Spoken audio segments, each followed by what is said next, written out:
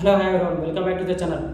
ఎట్టకేలకు OG trailer అయితే release అయింది. మనకు నిన్న ఊరించి నైట్ 10-11 వరకు ప్రతి ఒక్కరు ఫోన్లో చూసి యూట్యూబ్లో చూసి వెయిట్ చేసి అందరూ చిరాకుతో ఆ డీవీ ఎంటర్టైన్మెంట్ మీద కోపంతో ప్రతి ఒక్కరు పడుకున్నారనుకుంటే ఖచ్చితంగా కామెంట్లో మెన్షన్ చేయండి. ఇది కూడా ఈరోజు ఒక 1 అవర్ బ్యాక్ ట్రైలర్ రిలీజ్ చేశాను, చూశాను.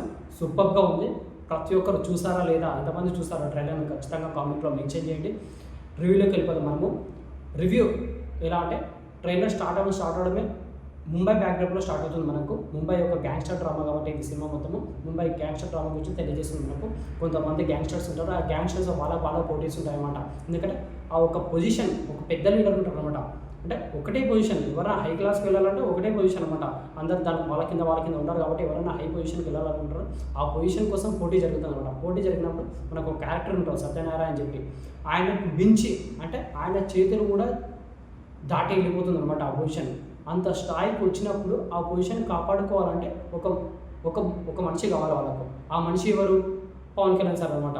ఆయన పాస్ట్లో గ్యాంగ్స్టర్ ఉండొచ్చు, గ్యాంగ్స్టర్ తర్వాత ఆయన ఆ లైఫ్ వెళ్ళి తీసుకొని వేరే లైఫ్కి వెళ్ళిపోవచ్చు, వేరే లైఫ్ స్టైల్ లీడ్ చేసుకుంటారనమాట. లీడ్ చేస్తున్నప్పుడు ఆయనను మళ్ళీ దీనిలోకి తీసుకురావడానికి, అంటే ఆ పొజిషన్ కాపాడుకోవాలంటే ఒక మనిషి కావాలి. ఆ మనిషి ఎవరు? పవన్ కళ్యాణ్.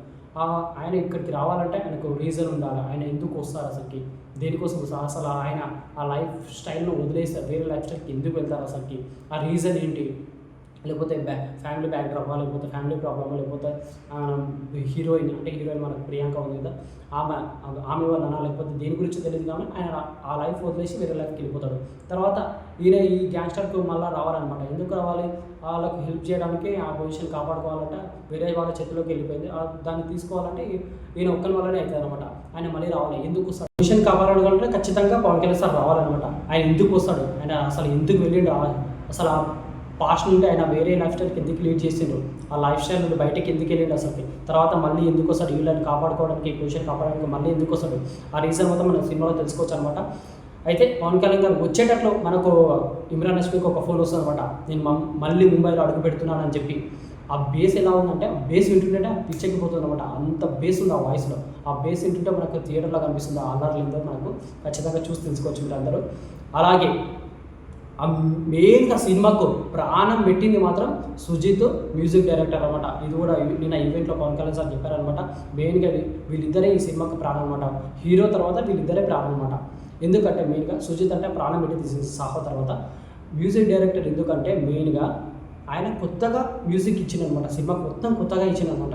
ఉండే ఎన్ని సాంగ్స్ అయితే ఉన్నాయో ఆ సాంగ్స్, ఆ బ్యాక్డ్రాప్ మ్యూజిక్ మొత్తం కొత్తగా ఉందన్నమాట. బ్యాక్గ్రౌండ్ మ్యూజిక్ అయితే చంపేస్తుందని చెప్పి ప్రతి ఒక్కరు ఖచ్చితంగా చొక్కాలు చింపేసుకుంటారు అనమాట. పవన్ కళ్యాణ్ ఎంట్రీ వచ్చినప్పుడు కానీ, ఫైటింగ్స్ వచ్చినప్పుడు కానీ, ఆ బ్యాక్గ్రౌండ్ మ్యూజిక్ ఏదైతే ఉంటుందో దానివల్ల మాత్రం చొక్కాలు చింపేసుకుంటారు. అంత హైలైట్గా ఉంటుంది చెప్పి మ్యూజిక్ డైరెక్టర్, హీరో, డైరెక్టర్ అందరూ కాన్ఫిడెంట్గా ఉన్నారనమాట. ఎందుకంటే మన తెలుగులో ప్రతి ఒక్కరు సేమ్ అవే ట్యూన్స్, అవే మ్యూజిక్ అదే ఉంటుంది అన్న. కొన్ని ట్యూన్స్ అవి చేంజ్ ఉంటాయి. కానీ ఈ సినిమాలో ఏంటంటే మొత్తమే మ్యూజిక్ మొత్తమే కొత్తగా ఉంటుంది అనమాట. జపాన్ కొన్ని ట్రెండ్స్ కానీ, కొన్ని సౌండ్స్ కానీ, అవన్నీ వేరే సంబంధించిన మొత్తం యాడ్ చేసి ఆ బీట్స్ అనేవి వేరే కొత్తగా ఇచ్చారు అనమాట. జపాన్కి సంబంధించిన కొన్ని లిరిక్స్ అవి యాడ్ చేసి సూపర్గా ఉంటుంది అనమాట. మ్యూజిక్ మాత్రం ఖచ్చితంగా ప్రతి ఒక్కరిని సాటిస్ఫై చేస్తుంది. ఇది మాత్రం 100%. మ్యూజిక్తో పాటు మనకు మన సినిమాలో గురించి సినిమాటోగ్రఫీ కావాలండి, కొన్ని షార్ట్స్, కొన్ని సీన్స్ మనకు హై ఇచ్చే కొన్ని సీన్స్ మాత్రం హైలైట్గా ఉంటాయి. ఖచ్చితంగా ఒక 2-3 సీన్లు పడ్డా కూడా సినిమా మాత్రం ఎక్కడికి వెళ్ళిపోతుంది సార్. భారీ కలెక్షన్ మాత్రం వస్తాయి ఖచ్చితంగా. ఎన్ని కలెక్షన్లు వస్తుందో కూడా మనం ఊహించలేము అనమాట. కొంచెం పాజిటివ్ టాక్ వచ్చినా కూడా రికార్డు కూడా దుల్లగొడుతుంది అనమాట. ఓజీ సినిమా మాత్రం పవన్ కళ్యాణ్ గారి మీద ఉన్న ఒక ఒక చిన్న బ్యాక్ ఏంటంటే 100 CR లేదనమాట. సార్కు 100 CR లేదనమాట. అదొక్క వినతి మాత్రం ఖచ్చితంగా ఈ సినిమా నుండి మాత్రం తొలగిపోతుంది. 100 CR అనేది ఇట్లా ఒక మంచి టాక్ వస్తే ఇట్లా 2 రోజుల్లోనే 100 కోట్లు ఈజీగా, ఒకే రోజులో కూడా వెళ్ళిపోతాయి అనమాట 100 కోట్లు ఈజీ. కలెక్షన్స్ మాత్రం దుల్లగొడుతుంది అనమాట. అసలుకి కలెక్షన్స్ మాట ఎత్తుంది అసలుకి. ఎందుకంటే అన్ని రికార్డ్స్ మాత్రం వెళ్ళిపోతాయి అసలుకి. ఎన్ని రికార్డ్స్ ఉన్నాయో పవన్ కళ్యాణ్ గారికి లేని రికార్డ్స్ కూడా ఈ సినిమాతో మొత్తం తెలిగిపోతుంది. అన్ని రికార్డ్స్ మాత్రం వెళ్ళిపోతాయి అసలుకి. ఖచ్చితంగా భారీ కలెక్షన్స్ వసూలు చేస్తుంది. ఎన్ని కోట్లు వసూలు చేస్తున్నామో మనం చెప్పలేము అసలుకి. ప్రతి ఒక్కరు ఖచ్చితంగా థియేటర్లో ఎక్స్పీరియన్స్ చేయాలి. సినిమా మాత్రం పైరసీని అరికట్టండి. ఖచ్చితంగా థియేటర్లో ఎక్స్పీరియన్స్ చేయండి. ప్రతి ఒక్కరు ట్రైలర్ చూసారా లేదా కామెంట్లో మెన్షన్ చేయండి.